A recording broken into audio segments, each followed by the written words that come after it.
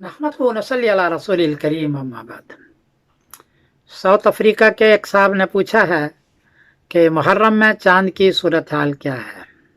जवाबन अर्ज है कि 8 अगस्त बरोज एतवार को डरमर में चांद की ऊंचाई -2 डिग्री यानी पहले डूब जाएगा। केप टाउन में भी -2 डिग्री है, जोहान्सबर्ग भी -2 डिग्री है।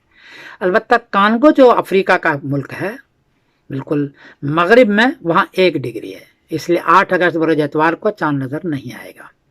माइनस से कैसे नजर आएगा?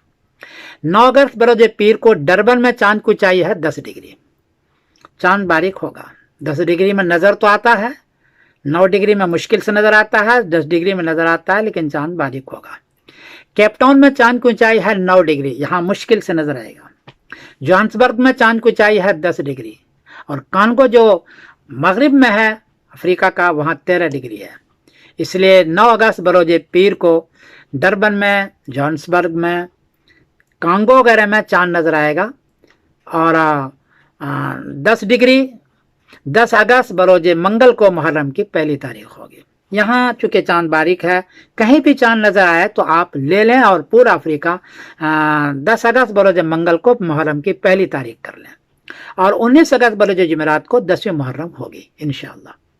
अलबत्ता एक मुश्किल यह है कि सऊदी अरबिया का जो उम्मुल कुरा कैलेंडर है उसमें 9 अगस्त बरोज पीर को पहली मुहर्रम लिखी हुई है, और 18 अगस्त बरोज बुध को 10वीं मुहर्रम उसके यहाँ है।